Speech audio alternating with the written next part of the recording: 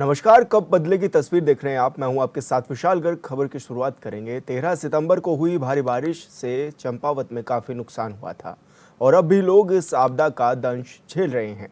कहीं भूस्खलन की घटनाएं बढ़ गई हैं तो कहीं पहाड़ दरकने से गांव का अस्तित्व ही खतरे में आ गया है। लिहाजा लोग विस्थापन की मांग कर रहे हैं। हाँ, 2021 के तहत जो आपदा देवी आपदा आई थी, उसमें हम लोग को जान माल का बहुत खतरा था। हम लोग ने अपने स्कूल में और स्थापना लिया था और उसके बाद में ये अभी फिर से आ गई है और भूवैज्ञानिक टीम भी यहाँ आई, उसने जांच की। उन्होंने बोला कि भाई ये खतरे की जगह है और ये खतरे की जगह है, तुम यहाँ से, ये अच्छी जगह नहीं है, तुम दूसरी जगह स्कूल में चले जाना। और फिर से आई है और फिर से परसों हमारी जान माल का बहुत खतरा हुआ। फिर से लेडी क्षेत्र में और जो हमारा मटियाली और डनगांव का क्षेत्र है, तो उसमें हमारा भूवैज्ञानिक सर्वे करा लिया गया है। उनके लिए जमीन की तलाश की जा रही है। भूवैज्ञानिक की रिपोर्ट के आधार पर आगामी निर्णय किया जाएगा कि इनको विस्थापन किया जाना है। खतरे की जद में जितने भी परिवार आए हैं उनको नजदीकी जो हमारे प्राथमिक विद्यालय हैं, इंटर कॉलेज हैं, पंचायत घर हैं या अन्य कोई भी हमारी सरकारी परिसंपत्ति है उसमें शिफ्ट किया गया है। और यदि वो संपत्ति दूर है, क्योंकि लोगों के पास यहाँ पर अपने जानवर भी हैं, इसलिए लोग ज्यादा दूर नहीं जाना चाहते हैं, तो उन्हें उनके के गाँव में सुरक्षित परिवारों में शिफ्ट कर दिया।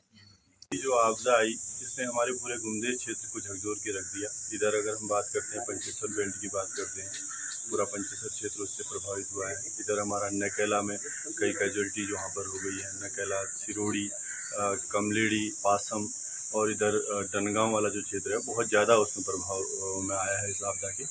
और यहाँ पर मैं धन्यवाद देना चाहता हूँ, प्रशासन के द्वारा बहुत अच्छा यहाँ पर काम किया गया। तुरंत उन लोगों को राहत देने का यहाँ पर काम किया और हमारे जनप्रतिनिधि विधायक जी के द्वारा, हमारे जिला पंचायत के उपाध्यक्ष जी द्वारा और सब लोगों ने यहाँ पर मैं समझता हूँ कि आपदा में अपना पूरा सहयोग यहाँ पर किया। और तमाम जितने भी जो जागरूक लोग थे, चाहे हम व्यापार संघ की बात करें, अन्य जो सामाजिक लोग हैं, सभी लोगों ने बढ़ चढ़ कर यहाँ पर आपदा से राहत देने का यहाँ पर काम किया है। और जहाँ तक इन लोगों की मांग है कि विस्थापन, पहले भी जब 18-19 अक्टूबर में 21 में जब 18-19 अक्टूबर 21 में जब जो आपदा आई थी, तो उस समय भी जो कमलेड़ी और सिरोड़ी गांव था वो काफ़ी प्रभावित हुआ था। तो उस समय भूगर्भी जो जांच हुई थी उसमें इन लोगों के विस्थापन की मांगें इन लोगों की भी थी और उस समय उन लोगों के द्वारा भी इनको विस्थापित करने की बात वहाँ पर जो जांच रिपोर्ट में आई हुई है। और पुनः एक बार जिस हिसाब से प्रशासन, जिलाधिकारी महोदय का इसमें अपना जो कार्यशैली है और एसडीएम लोहाघाट उनके द्वारा जो यहाँ पर राहत पहुँचाने का जो काम किया जा रहा है, तो लोगों को विश्वास एक और जागता है कि हम लोगों को तुरंत इस आपदा से भविष्य में जो दिक्कतें हो सकती हैं उससे राहत हेतु विस्थापित करने की यहाँ पर इन लोगों के द्वारा मांग की गई है। और हमें यहाँ पर एसडीएम साहब के द्वारा आश्वस्त किया गया है, बहुत जल्दी इसमें कार्रवाई की जा रही है। आज भी वहाँ पर इनके द्वारा भूगर्भी जो वैज्ञानिक लोग हैं उनको भेजने का यहाँ पर काम किया गया। मैं सभी लोगों को धन्यवाद ज्ञापित करता हूँ और सभी लोगों को इस आपदा के समय में और राहत बचाव कार्य में जिन लोगों ने भी सहयोग किया, और सभी लोगों को मिलजुल कर और भी बढ़ चढ़ कर सहयोग करना चाहिए। हमारा पूरा गुमदेश क्षेत्र उससे प्रभावित हुआ है। और संवाददाता लक्ष्मण बिष्ट हमारे साथ जुड़ चुके हैं। लक्ष्मण, किस तरह की अब तैयारियां भी हैं प्रशासन की, क्योंकि अब देखा भी जा रहा है कि ग्रामीण जो है वो काफी परेशान भी नजर आ रहे हैं। जी, मैं बताना चाहूंगा, जो चंपावत जिले का लोहाघाट ब्लॉक है, लोहाघाट का जो सीमांत क्षेत्र है, नेपाल सीमा से लगे कुछ क्षेत्र हैं, गांव है, जैसे कमलेड़ी है, डनगांव है, सिरोड़ी है, उसके अलावा अन्य गांव हैं। तो जो वहाँ आपदा आई थी, इस बार जो आपदा आई थी, तो वहाँ जो जमीन धंसने की जो घटनाएं हुई है, तो उससे ग्रामीण काफी दहशत में है। जो पहले भी जो एक बार वहाँ आपदा आ चुकी है, तो काफी दहशत में ग्रामीण है। तो अपनी इसी समस्या को लेकर ग्रामीण विस्थापन की मांग करे, तो विस्थापन की मांग को लेकर वो एसडीएम लोहाघाट रिंकू बिष्ट मैम से मिले और उनसे जो है विस्थापन करने की जो मांग की गई है एसडीएम लोहाघाट से। तो एसडीएम लोहाघाट के द्वारा जो है ग्रामीणों को ठोस आश्वासन दिया गया कि भूगर्भी टीम जो गाँव में भेजी गई उनके द्वारा, उसके द्वारा सर्वेक्षण किया गया। तो एसडीएम मैम का कहना है कि जैसे भूगर्भी रिपोर्ट आएगी, अगर वो डेंजर रिपोर्ट आती है या गांव को खतरा बताती, तो उसके बाद विस्थापन की कार्रवाई जो शुरू की जाएगी। जी, एसडीएम के द्वारा ठोस आश्वासन ग्रामीणों को दिया गया है। जी, अभी कितने गांव इस आपदा की चपेट में हैं और किस तरह की परेशानियों का सामना लोगों को करना पड़ रहा है? जहाँ तक आपदा का सवाल है, जो पूरा सीमांत क्षेत्र है, वैसे तो पूरे चंपावत जिले में काफी जो आपदा आई है, जो बादल फटने की घटना हुई है, तो ये जो नेपाल सीमा से लगे एरिया से पंचेश्वर है, रौताल है, डुंगरापुरा है, एक कायल क्षेत्र है, तो ये पूरे जो नेपाल सीमा के एरिया, वहाँ जो आपदा से काफी जो है क्षेत्र प्रभावित हुआ, लोगों के खेत खलिहान भी बह गए, तीन लोगों की मौतें भी हो चुकी हैं, कई मवेशी मारे जा चुके हैं, कई मकान बह चुके हैं। तो सीमांत क्षेत्र में जो इस बार आपदा से काफी नुकसान पहुंचा, सड़कें बह चुकी हैं, अभी तक खुल नहीं पाए हैं, कार्य लगातार जो उसमें जारी है, काफी ज्यादा नुकसान सीमांत क्षेत्रों को देखने को मिल रहा है जी विशाल। क्या मकानों में भी अब दरारें आने लग गई हैं जिस कारण परेशान हैं ये लोग? जी, काफी मकानों में जो दरारें आ चुकी, क्योंकि जमीन धंसने की घटना हो रही, काफी ज्यादा बारिश हुई थी। उससे पहले भी 2021 में जो आपदा आई थी तो उस समय भी जमीन धंसी थी। तो जो इस बार जो 13-14 सितंबर को जो मूसलाधार बारिश आई या जो बादल फटा, तो उससे जो है उसमें और बढ़ोतरी हुई है, जिससे मकान धंस रहे हैं, कई मकान फट रहे हैं। तो इससे जो है काफी दहशत में जो ग्रामीण है वो विस्थापन की मांग जो प्रशासन से कर रहे हैं जी। लेकिन ये जो भू सर्वे है इसकी रिपोर्ट कब तक आ जाएगी, कब ये किया जाएगा? क्योंकि ऐसे में जो लोग हैं वो तो बड़ी परेशानियों का सामना कर ही रहे हैं ना। जी, जो प्रशासन के द्वारा जो लोग खतरे की जद में फिलहाल आए हुए मकान है, उनको सुरक्षित जगहों पे जो राहत कैंप बने हैं वहाँ उनको जो है रखा गया है, ताकि उनके साथ कोई बारिश आती है, अन्य घटना होती तो कोई दुर्घटना, जान माल का नुकसान ना हो। उनको जो है एसडीएम लोहाघाट के निर्देश पर सुरक्षित वहाँ जो है रखा गया है। और जो भूगर्भीय सर्वेक्षण की टीम जो सर्वेक्षण कर चुकी है, और जहाँ और जरूरी है तो वहाँ और जो है टीम के द्वारा सर्वेक्षण जो है किया जा रहा है। स्थिति धीरे धीरे सामान्य होगी। जब उनकी रिपोर्ट, जांच रिपोर्ट आएगी, उसके बाद ही तय किया जाएगा कि किन गांव को और किन उनको जो है सुरक्षित जगह पे वहाँ से विस्थापित किया जाए। और पहले भी जो लोहाघाट का जो बाराकोट ब्लॉक है, वहाँ की जो कई ऐसे गाँव में घटनाएं हुई थी, तो वहाँ के लोगों को एसडीएम के निर्देश पर जो है सुरक्षित जगह पर विस्थापित कर दिया गया है जी। लेकिन जो प्रभावित परिवार हैं उनको भोजन किस तरह से मुहैया कराया जा रहा है? क्योंकि आप खुद ही बता रहे हैं कि उनको रोका तो गया है, व्यवस्थाएं की गई हैं, लेकिन किस तरह की उनके लिए व्यवस्था की गई है ऐसे में?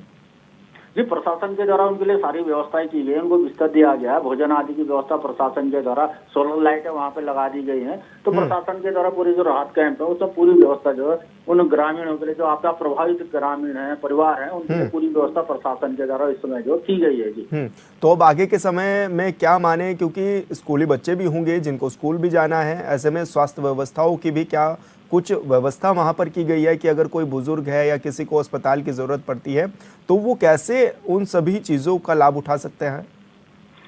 जी, जहाँ सड़कें बह चुकी हैं और पैदल रास्ते अगर चलने लायक है, तो स्वास्थ्य विभाग की टीम जो वहाँ पैदल भी पहुंची है। और जहाँ रास्ते पूरी तरह बह चुके हैं, चलने तक का भी कोई क्षेत्र ऐसे कि वहाँ पैदल भी नहीं पहुंचा जा रहा, तो वहाँ किसी तरह जो ट्रांसपोर्ट के जरिए जो दवा ग्रामीणों तक जो है पहुंचाई जा रही है और सड़क खोलने के कार्य में जो तेजी लाई गई है। तो जिन क्षेत्रों में अभी सड़कें पूरी तरह से टूटी है, तो फिलहाल जैसे कोई सामाजिक संगठन है वो जैसे तैसे पहुंच के उनको राशन वितरित कर रहे हैं। स्वास्थ्य विभाग की टीमें पहुंचने की कोशिश कर रही है, पहुंच चुकी है उधर, तो दवा जो उसको देके जो स्थिति पर काबू करने की कोशिश की जा रही है जी। तो ऐसे में अब प्रशासनिक अधिकारी क्या कुछ दावा कर रहे हैं कि कब तक ये तस्वीर बदलेगी और कब इन लोगों को सुरक्षित जगहों पर पहुंचाया जाएगा, कब ये अपने मकानों में वापस जा सकेंगे? ये अभी फिलहाल प्रशासन इंतजार कर रहा है मौसम का, कहीं दोबारा से फिर और जो ऐसी घटना ना हो, बारिश आ जाए, तो प्रशासन अभी फिलहाल वेट कर रहा है। फिलहाल उन्हें राहत शिविरों पे जो रखा गया। अभी फिलहाल प्रशासन की जो पूरी वो है, जो पूरी ताकत प्रशासन ने सड़कें खोलने में, रास्ते बनाने में, बिजली व्यवस्था सुचारू करने में और पेयजल की योजनाएं जो चारों ओर जो क्षतिग्रस्त हो गई उनसे जो है वैकल्पिक व्यवस्था बनाने में प्रशासन की टीम जुटी हुई है। धीरे धीरे प्रशासन स्थिति पे जो काबू पाने की कोशिश कर रहा है, क्योंकि आपदा काफी बड़ी है, कोई छोटी मोटी आपदा नहीं। वो तो गनीमत रहेगी दिन में जो ये बादल फटे, अगर रात को अगर ये बादल फटे होते और ये सैलाब जो अगर रात में आया होता तो काफी जान माल का नुकसान जो क्षेत्र में होना था, लेकिन जो दिन में आया था उससे जो है काफी राहत मिली। प्रशासन जुटा है जी। बिल्कुल लक्ष्मण, आप बने रहिए हमारे साथ जुड़ चुके हैं अभी मेहरा जी हैं और जिला अध्यक्ष भी हैं बीजेपी से। निर्मल जी, किस तरह की व्यवस्थाएं अब की जा रही है, क्योंकि लोग काफी परेशान भी नजर आ रहे हैं और ऐसे में आपदा का दंश भी झेल रहे हैं? जी महोदय, अगर हेलो जी आवाज आ रही? जी बिल्कुल अपनी बात रखिए। जी महोदय, मैं आपको बताना चाहूंगा जी कि इस प्रदेश की यशस्वी धामी सरकार द्वारा जिस दिन ये बादल फटा जी उसके तुरंत दूसरे दिन से तीव्र गति से सारा प्रशासन उस आपदाग्रस्त क्षेत्र में पहुंचा।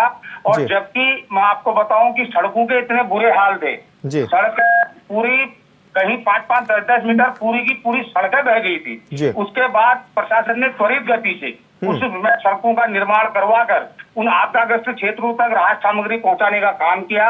अभी जिले की कई सारी सड़कें जो कि ऐसी मैं कहूंगा कि बड़ी विकट जो दैवीय आपदा हमारे जिले में आई, जो सड़कों का जाल था एक तरह से छिन्न भिन्न हो गया, उसको त्वरित गति से उसको हम ठीक करने का काम भी इस प्रदेश के यशस्वी सरकार कर रही है। लेकिन आप जानते हैं पहाड़ी क्षेत्र है और पहाड़ी क्षेत्र में कई सारी विषम परिस्थितियां होती है, भौगोलिक परिस्थितियां होती हैं। उन भौगोलिक परिस्थितियों को साधते हुए लगातार प्रशासन उन सड़कों को खोलने का और आपदा प्रभावित लोगों को, मैं आपको बताना चाहूंगा मटियानी क्षेत्र में भारतीय जनता पार्टी के एक जिलाध्यक्ष होने नाते मैं और मेरा समस्त भारतीय जनता पार्टी का परिवार वहां पर को पैदल चलकर पहुंचे थे और हम लोगों ने भी अपनी तरफ से जितने हो सके आपदाग्रस्त लोगों को अपनी ओर से मदद देने का काम किया। प्रशासन ने तो लगातार जितना उनके जो मकान दबे थे उनके हर एक डेली नीड्स की चीज, दैनिक जरूरत की हर चीज प्रशासन ने भी उनको तुरंत मुहैया कराई। तो अब क्या दावा भी आप लोग कर रहे हैं या सरकार और प्रशासन के लोग किस तरह से अब आगे कार्रवाई भी कर रहे हैं कि जो लोग हैं उनको जल्द से जल्द सुरक्षित उनके घरों पर वापस भेजा जाए, जो उनकी व्यवस्थाएं हैं वो सुचारू की जा सके, जो लोग परेशान हैं उनको परेशानी से निजात दिलाई जा सके? जी मैं बताना चाहूंगा बिल्कुल प्रशासन और सरकार दोनों मिलकर लगातार इस ओर आगे बढ़ रहे हैं। अभी आपको बताना चाहूंगा कि भूवैज्ञानिकों की टीम भी लगातार क्षेत्रों का भ्रमण कर रही है जहाँ की सड़कें बह गई थी, जहाँ की मैं बताऊं कि बिल्कुल एक व्यवस्था ही छिन्न भिन्न हो गई थी या कहीं मकानों में दरार आ गई थी। ऐसे स्थलों का भूवैज्ञानिकों की टीम बुलाकर रेवेन्यू राजस्व के लोगों द्वारा और भूवैज्ञानिक द्वारा लगातार उन क्षेत्रों का भ्रमण कर एक रिपोर्ट तैयार की जा रही है। उस रिपोर्ट के आने के बाद जहां लगेगा सरकार को जियोलॉजिस्ट की रिपोर्ट आने के बाद कि उनका विस्थापन किया जा सके तो ऐसे लोगों को विस्थापित भी किया जाएगा। जी बिल्कुल निर्मल जी, आपने अपनी बात रखी, बहुत बहुत शुक्रिया आपका तमाम जानकारी साझा करने के लिए। और निर्मल जी हमारे साथ जुड़ गए हैं, महेश झेक हमारे साथ जुड़े हैं, कांग्रेस प्रवक्ता है। महेश जी बहुत स्वागत है आपका चैनल पर। जी धन्यवाद आपके चैनल का और आपका भी। जी महेश जी, जिस तरह से आप तस्वीरों के माध्यम से भी देख रहे होंगे कि बड़ी परेशानियों का सामना करना पड़ रहा है लोगों को, लेकिन अभी प्रशासन कुछ ऐसे ठोस दावे भी नहीं कर पा रहा है और दूसरी तरफ परेशानियों में ग्रामीण नजर आ रहे हैं। तो ऐसे में आपका क्या कुछ कहना है कि किस तरह से अब ग्रामीणों की मदद की जानी चाहिए?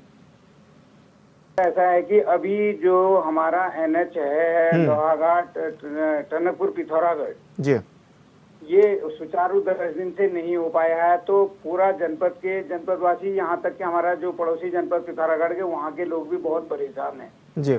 और चीजें वस्तुएं दिन से दिन महंगी होती जा रही हैं। गरीब आदमी सब्जियां बहुत महंगी मिल रही हैं जी। और जो जहाँ तक ये आपदा वाला प्रश्न है कि जिला प्रशासन ने बहुत अच्छा कार्य किया, सीमित संसाधनों में उन्होंने अच्छा काम किया। लेकिन मेरा आग्रह यही है, मैंने पूर्व में भी कह चुका हूँ कि जो लोगों के मकान बिल्कुल बह गए हैं एकदम, उनको मुआवजा जो मानकों में 2 लाख है तो 2 लाख बहुत ही कम है जी। मेरा सरकार से अनुरोध है कि उनको कम से कम 20 से 25 लाख रुपया दिया जाए, जिससे कि वो कम से कम एक मंजिला मकान अपना बना सके। लेकिन महेश जी, ये भी देखा जा रहा है कि अभी हमारे साथ निर्मल जी भी जुड़े थे, भाजपा के जिला अध्यक्ष थे, और वो दावा कर रहे थे कि सरकार पूरी तरह से इनके साथ जुड़ी हुई है, लगातार काम किया जा रहा है। आप विपक्ष में भी हैं, किस तरह से आप इस घटना को भी देख रहे हैं और क्या कहेंगे, क्या वाकई ही सरकार इन लोगों के लिए काम कर रही है? नहीं सर, सरकार जो काम को ठीक में, सरकार का मतलब है जिला प्रशासन बहुत अच्छा काम किया, लोहाघाट के SDM ने बहुत अच्छा काम किया, मैं उनको श्रेय देना चाहूंगा कि जिला प्रशासन ने त्वरित कार्रवाई करते हुए वहां तक पहुंचे। लेकिन अभी यह है कि जनपद की कम से कम नहीं भी तो 20 से 25 सड़कें अभी भी बंद है जी। तो गांव-गांव में खाने की राशन की परेशानियां हो रही थी तो प्रशासन द्वारा पहुंचाया जा रहा है, लेकिन जब तक सड़कें नहीं खुलेंगी तब तक जनजीवन सामान्य नहीं बन पाएगा। बिल्कुल महेश जी, बहुत शुक्रिया आपका, आपने अपनी बात रखी कब बदलेगी तस्वीर में। और हमारे साथ संजय भट्ट जी ग्राम प्रधान जुड़ गए हैं। प्रधान जी, किस तरह की दिक्कतों का सामना करना पड़ रहा है आपके लोगों को और अभी प्रशासन की तरफ से किस तरह की राहत दी जा रही है? बहुत ज्यादा थी, लेकिन अभी मैं प्रशासन का विशेष धन्यवाद देना चाहूंगा कि उन्होंने बहुत अच्छी हमें हेल्प करी है जी। और उनके द्वारा हमने जो उनको ज्ञापन दिया था उसके बाद उनके द्वारा त्वरित कार्रवाई की गई जी। और अभी हमारे गांव की भूगर्भीय हमारे गांव का विस्थापन की बात हमने रखी थी उसमें जी। जो उसमें तो प्रशासन द्वारा भूगर्भीय सर्वे करवा लिया गया है और गांव के लिए जल्दी से जल्दी जमीन ढूंढी जा रही है, इस पर प्रशासन लगा हुआ है। तो भी खाने पीने की जो राशन की दिक्कत थी तो वो शासन द्वारा बहुत सारी किटें बंटवाकर उस समस्या को बहुत हद तक सही कर लिया गया है। प्रधान जी, मेरा एक सवाल ये भी है कि बच्चे अब किस तरह से स्कूल जा रहे हैं और जो लोग हैं उनको जो स्वास्थ्य सेवाएं मुहैया करानी चाहिए वो किस तरह से कराई जा रही हैं प्रशासन के द्वारा? सर, प्रशासन द्वारा गांव-गांव जाकर कैंप लगाए जा रहे हैं। कैंप द्वारा मरीजों का इलाज कराया जा रहा है। जी। तो अब आने वाले समय में क्या देखने को मिलेगा? कब ये तस्वीरें बदलेंगी और कब माने कि जो लोग हैं वो अपने घरों को जा सकेंगे? सर, आपदा बहुत बड़ी आई हुई है तो थोड़ा टाइम तो लगेगा, लेकिन मैं विशेषकर धन्यवाद अपने एसडीएम मैडम का देना चाहूंगा कि जिन्होंने युद्ध स्तर पर इस काम को किया है और हमारे ग्रामवासियों को तुरंत राहत दिलाने की भरपूर कोशिश की गई है। क्या सरकार के लोग भी आपसे मिलने पहुंचे थे? आपको कोई आश्वासन दिया गया है कि कब तक इस आपदा की घड़ी को दूर कर लिया जाएगा और कब अपने जो लोग हैं उनको राहत दी जाएगी? क्योंकि आपके जो लोग हैं वो कहीं ना कहीं डर के साए में भी नजर आ रहे हैं। सर, शुरुआती स्थिति तो थी कि डर के साए में लोग थे, लेकिन जो प्रशासन द्वारा हमें सुविधाएं दी गई हैं उसके बाद कुछ हद तक हमारी परेशानियां दूर हो गई हैं। बिल्कुल संजय, आपका बहुत शुक्रिया, आप हमारे साथ जुड़े, आपने अपनी बात रखी। और कुशाल अधिकारी भी हमारे साथ जुड़ गए हैं, विधायक जी हैं। विधायक जी लोहाघाट से हैं। विधायक जी, किस तरह की परेशानियों का सामना भी लोगों को करना पड़ रहा है और आपकी तरफ से भी किस तरह की दिशा निर्देश अधिकारियों को दिए गए हैं कि वो ग्रामीण क्षेत्रों में पहुँचें और जो लोग हैं उनकी मदद भी करें? धन्यवाद साहब, बहुत बहुत धन्यवाद आपको। नमस्कार जी। मैं तो क्या कहूँ, यहाँ यातायात के साधन तो इनके पास है नहीं, रोड सब ब्लॉक हैं। उसके बाद परसों सीएम साहब जब आए थे टनकपुर, मैंने उनसे भी कहा अभी दूरस्थ क्षेत्रों में यातायात के अभाव के कारण अभी आपका रेवन्यू विभाग पहुंचा ही नहीं जी। तो मैंने उनसे कहा कि भाई जहां अभी नहीं पहुंच पाए वहां की दशा को देखते हुए उनको भी मुआवजा देने की व्यवस्था करें। तो सीएम साहब ने भी उसमें यस कहा और डीएम साहब ने भी यस कहा। यहाँ क्षेत्र के पटवारी लोग इतनी लापरवाही कर रहे हैं। मैं बाराकोट ब्लॉक के रैगांव एवं कामाटला ग्राम सभा में पहुंचा हूँ अभी, और पटवारी जी घर बैठे बैठे रिपोर्ट बना दे रहे हैं कि ना ये मकान पुराना था, ये ऐसे टूट गया था, पता नहीं वो भूवैज्ञानिक भी खुद ही बन जा रहे हैं। तो मैंने अभी तहसीलदार को भी फोन किया, तहसीलदार के द्वारा कानून को और पटवारी को भेजा जा रहा है। अभी मैं उसी क्षेत्र में जा रहा हूँ, अभी इनकी फोटो भी मैं आपको भेजूंगा। करीब आधे घंटे के बाद उस क्षेत्र में पहुंच जाता हूँ और मेरे साथ ही पीछे से पटवारी क्षेत्र का पटवारी और कानून को दोनों आ रहे हैं, क्योंकि तहसीलदार करते कहीं उनका श्राद्ध का कोई मामला था इसलिए वहाँ रुके पड़े हैं।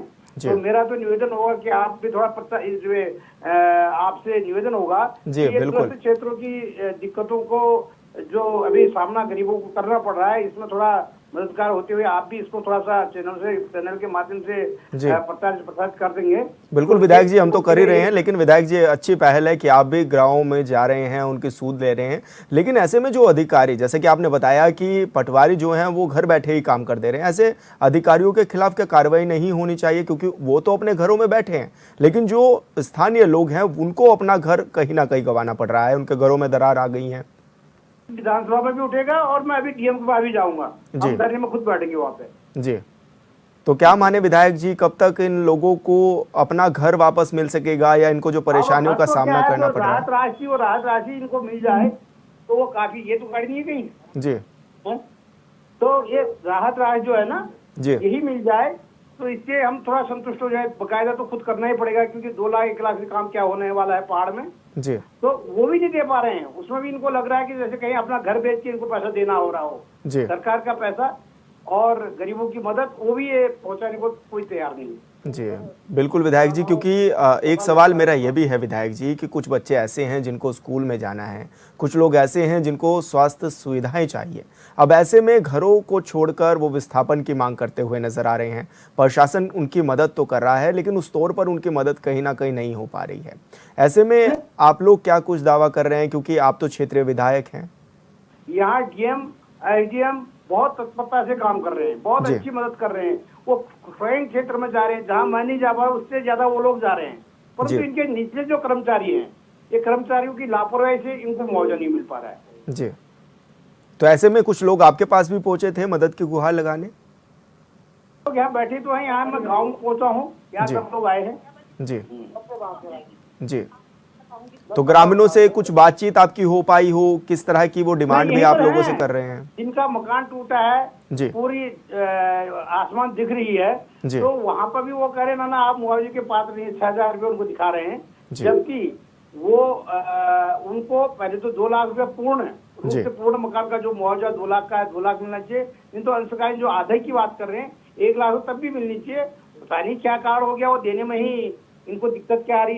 ये एक महिला ये रहगांव से हैं, ये मैं रहगांव ग्राम सभा में गया हूँ और ये बात करना चाह रही हैं। जी बिल्कुल, बात कराइए विधायक जी। सर नमस्ते। जी नमस्कार, अपनी बात रखिएगा मैडम। जी सर बात रखी, पटवारी के पास भी रखी, हाथ भी जोड़े और देखो मकान पूरा गिरा हुआ, अंदर रहने जैसा नहीं हो रहा, बिल्कुल पानी पानी। मैंने ये भी कहा कि मेरा दूसरा मकान होता, मेरा लड़का सरकारी नौकरी में होता, मैं आपसे कभी नहीं कहती। अब गरीब इंसान है, थोड़ी मदद सरकार दे रही, वो बिल तो वो पास ही नहीं करा रहे। वो देख क्या रहे, खाली कह रहे हम गाँव में चले गए, आधे रास्ते से वापिस हो जा रहे, हमारे मकान के पास पहुँचे ही नहीं है वो। जी मैंने रिक्वेस्ट की, वहाँ पर जाके हम दोनों जनों ने हाथ भी जोड़े वो पटवारी को। मैं तो सामने कहूंगी और डीएम साहब के सामने भी मैं ये बात रखूंगी जरूर। जी, आपके विधायक आपके लिए किस तरह से कार्य कर रहे हैं? अब विधायक साहब को तो आज आए हैं, कह तो रहे इनके पास हम खड़े हैं, ये तो काम करने वाले थे, जो बीच के है ये पटवारी कानूनगो, ये तो बीच में खा जा रहे हैं पैसे, ये तो कुछ काम ही नहीं कर रहे, अपनी ड्यूटी भी नहीं कर रहे हैं सर। इन्हें सरकार तनख्वाह काहे की दे रही है? मैं तो ये कहना चाहती हूँ, ये तनख्वाह लेके घर बैठे बैठे लोहाघाट में बैठे बैठे काम कर रहे हैं, चमचागिरी कर रहे हैं। जो इनकी चमचागिरी कर रहे हैं उनका तो ये काम कर रहे हैं, गरीब को तो बिल्कुल डुबा दे रहे हैं। गरीब तो बिल्कुल ही भाईबंदी थोड़ी चलती है इसमें। तो गरीब जिस बेचारे का 2 लड़के फौज में होंगे वो थोड़ी पैसा मांगेगा। मैं खुद में कह रही हूँ, मेरा लड़का सरकारी नौकरी वाला होता मैं आपसे कभी नहीं कहती मेरे को पैसा दो मकान लगाने के लिए। जिसके फौजी भी है, जो सरकारी नौकरी, उन्हें तो ये पैसा दे रहे हैं। जो बेचारा एक गरीब इनके सामने हाथ जोड़ के परसों रो के आई हूँ मैं लोहाघाट क्षेत्र में जाके, मैंने ये भी कहा मैं डीएम के पास जाऊंगी। अब आप नहीं करोगे तो मैंने कहा था मैं डीएम के पास जाऊंगी और इनके पास भी जाऊंगी। ये तो मदद कर ही रहे हैं। जी, आपको अभी हाल फिलहाल में किस तरह की परेशानियों का सामना करना पड़ रहा है, वो भी हमारे दर्शकों को बताइए। चीज की परेशानी हुई, यहाँ कुछ नहीं हुआ इस गांव में, ना यहाँ डॉक्टर आएगा या ना कोई चीज की सुविधा हुई। आ रहे हैं रोड में से चले जा रहे हैं, गाँव को तो देख ही नहीं रहे। पर्दा खान तक आ रहे, वही से वापिस चले जा रहे हैं। इनकी ड्यूटी क्या है ये भी तो आप देखो, ऊपर से तनख्वाह तो सरकार इन्हें दे रही है। जी, तो आपके बच्चे कैसे स्कूल जा रहे हैं? और स्वास्थ्य सेवाओं की बात करें, स्वास्थ्य सेवाएं कुछ मिल रही हैं, बच्चे कैसे स्कूल जा रहे हैं? ना स्वास्थ्य सेवाएं मिलती है, यहाँ कुछ नहीं मिलता है। रोड में आते हैं, रोड में से ये चले जाते हैं। बस इनका काम यह है। पहले दिन मकान देखने के लिए मैं रोड में आई, इनसे मैंने हाथ जोड़े, मैंने कहा आप मेरा मकान देख के आओ। सर मैं आपसे हाथ जोड़ी हूँ, इनने मेरा मकान देख, फिर भी इनने रिपोर्ट पास नहीं की है।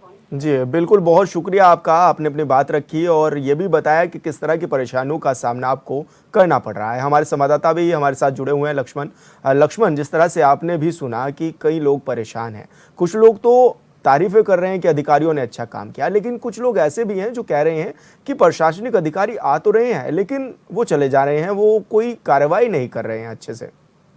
जी, मैं विशाल में बताना चाहूंगा, जहाँ तक अधिकारियों की बात है, जो डीएम चंपावत नवनीत पांडे जी और जो एसडीएम लोहाघाट है रिंकू मिश्र है, ये खुद पैदल चलकर किलोमीटर पैदल चलकर बिल्कुल 0 ग्राउंड पर पहुंचे, ग्रामीणों की समस्याएं पूछी हैं। तो जहाँ तक ये महिलाओं ने जो आरोप लगाया, विधायक जी ने कहा कि जो निचले तबके के जो कर्मचारियों ने पटवारी पर आरोप लगाया कि वो घर बैठे बैठे जो है आकलन कर रहे हैं, क्षति का मौके पर नहीं पहुंच रहे, तो काफी गंभीर आरोप है। इसका जो अधिकारी वर्ग है जो उन्हें संज्ञान लेना चाहिए और उनको निर्देशित करना चाहिए कि आप मौके पर जाए और ग्रामीणों की समस्याओं का समाधान करें। जी बिल्कुल, ये काफी गंभीर मामला है जो ग्रामीण आरोप लगा रहे हैं। जी बिल्कुल लक्ष्मण, बहुत बहुत शुक्रिया आपका तमाम जानकारी साझा करने के लिए। तो आपको चंपावत की ये तस्वीरें हम दिखा रहे थे, जो कि अब लग रहा है कि कहीं ना कहीं ग्रामीण काफी परेशान भी है। हालांकि इसमें हमने ये भी देखा कि कुछ ग्रामीण तो तारीफ कर रहे हैं कि अधिकारी काम तो कर रहे हैं, लेकिन कुछ वहीं ऐसे भी लोग हैं जो ये कह रहे हैं कि अधिकारी अपनी जिम्मेदारियों से भाग रहे हैं। अब देखना यह भी होगा कि इस